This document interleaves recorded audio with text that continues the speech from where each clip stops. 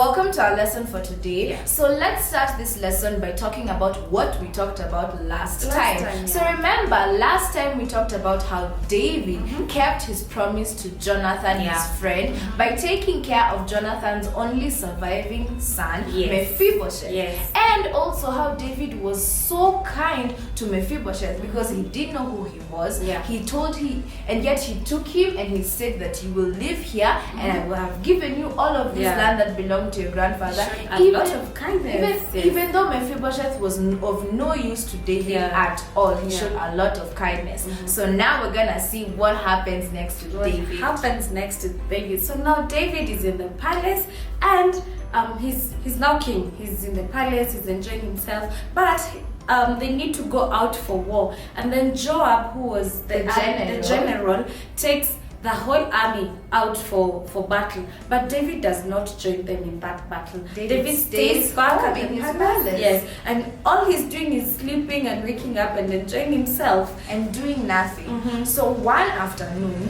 he wakes up from a nap and he decides to go to the rooftop of the palace, because at the rooftop of the palace he can see over the whole of Jerusalem, and there's a nice breeze where he can just sit and relax and do a lot of nothing. He was just doing a lot of nothing. So this time round he's looking around, and then he looks into a nearby courtyard, and then he sees there's a beautiful woman and she's actually taking a bath. And then David thinks that lady is very beautiful.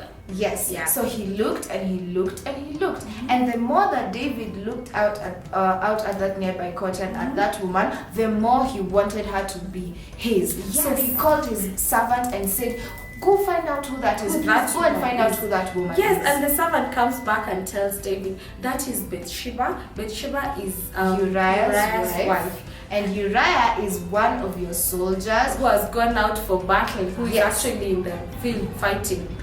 For you.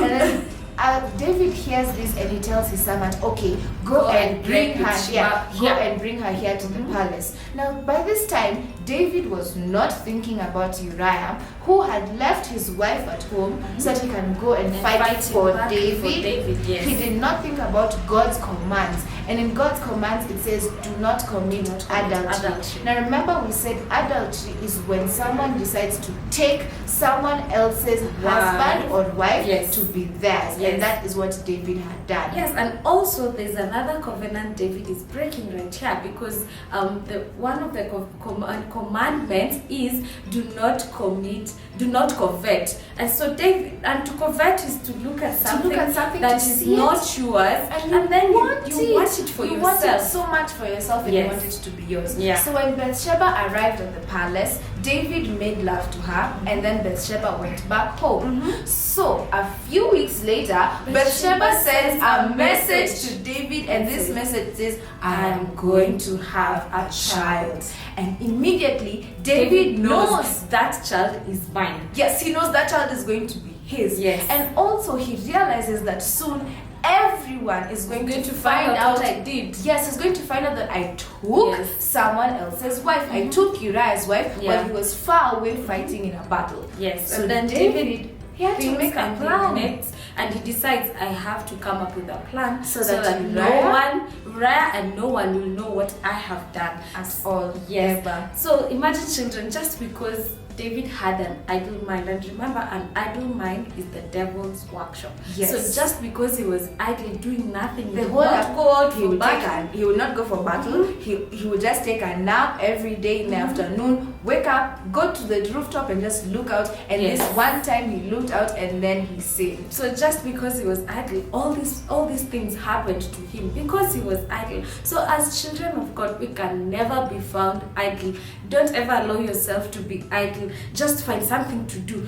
Read your Bible, read your books, help in the house, do something. Go and don't play outside. Just get something to do. You cannot be idle, because when you're idle, mind is the devil's workshop. And when you're idle, it is very easy for you to sin, just like David did. So now we're going to stand up and sing our song. So let's all stand up and sing this song.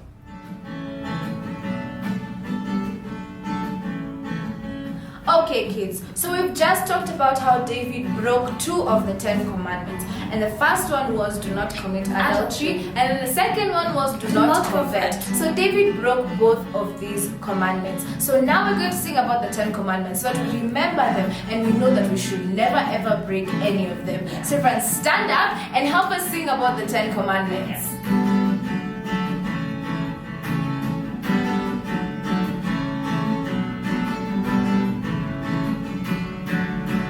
One, two, three, 4, 5, 6, 7, 8, 9, 10, the 10 commandments.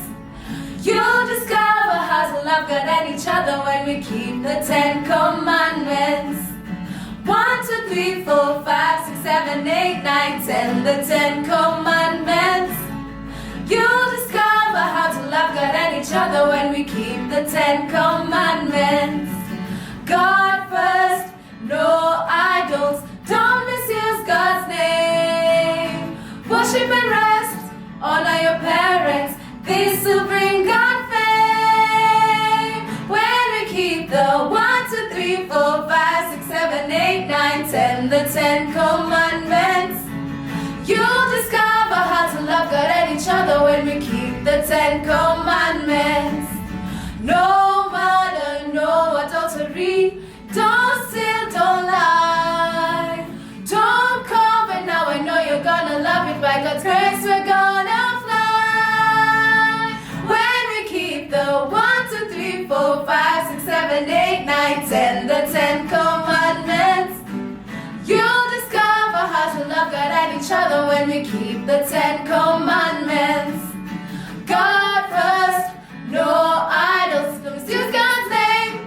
Worship and rest, honor your parents. No murder, no adultery, don't steal, don't lie, don't covet. This will bring God fame. When we keep the 1, 2, 3, 4, 5, 6, 7, 8, 9, 10, the 10 commandments.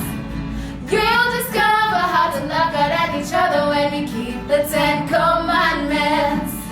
1, 2, 3, 4, 5, 6, 7, 8, 9, 10, the 10 commandments. You'll discover how to love God and each other when we keep the 10 commandments. When we keep the 10 commandments. When we keep the 10 commandments. Yay! Okay, kids, so we've talked about how David fell into sin because he allowed himself to be idle.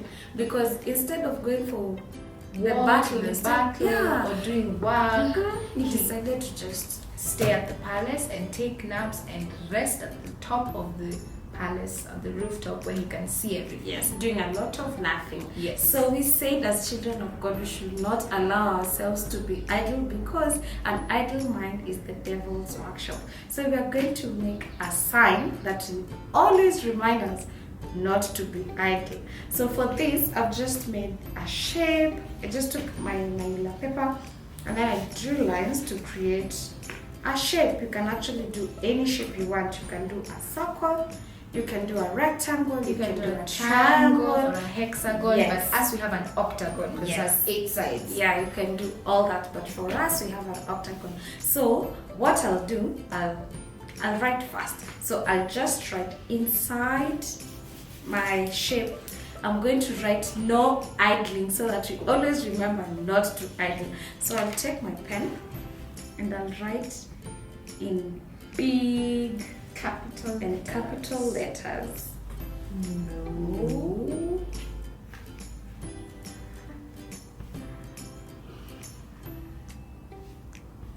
idling. No idling.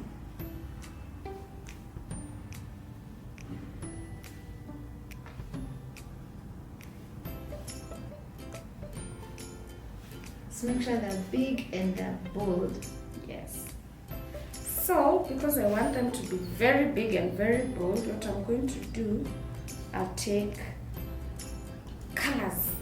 So I'll take my red color and just emphasize on my L and color it and make it very bright.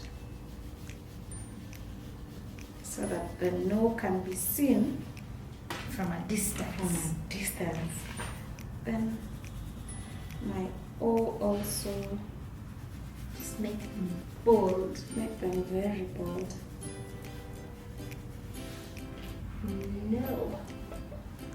Big bright no.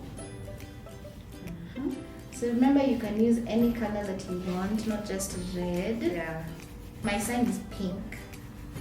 So you can use any color that you want, but the words have to be big and they have to be bold and they have to be bright so that you can see them from a distance, so that your sign looks like a real sign. Yes.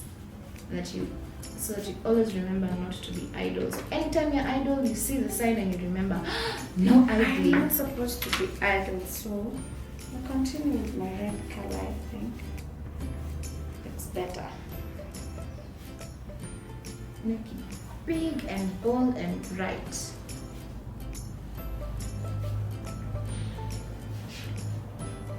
And you can keep going over the letters with different colors. Oh yeah, just make it beautiful, bright, and very visible.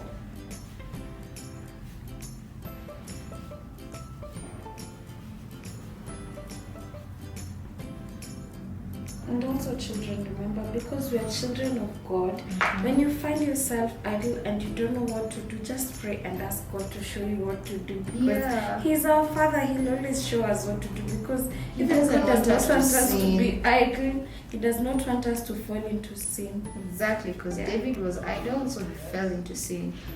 So I'll just put exclamation mark right there. And another one right there. Yes. So now what I'm going to do is just cut out my sign. Remember, be careful when you cut out the sign, but this one should be easy because it's just a lot of straight lines. Yeah. Depending on the shape you choose. Yes, depending on the shape that you've chosen. Yeah. Let's just cut out the sign. And be careful, and remember to ask for help. If you need help when using the scissors, you actually need to ask for help. Yes. From a grown-up, so that you don't cut yourself or you don't spoil the craft that you have worked so hard to create. Yeah. So cut all around the shape. And I'm almost done. One more side, two more actually.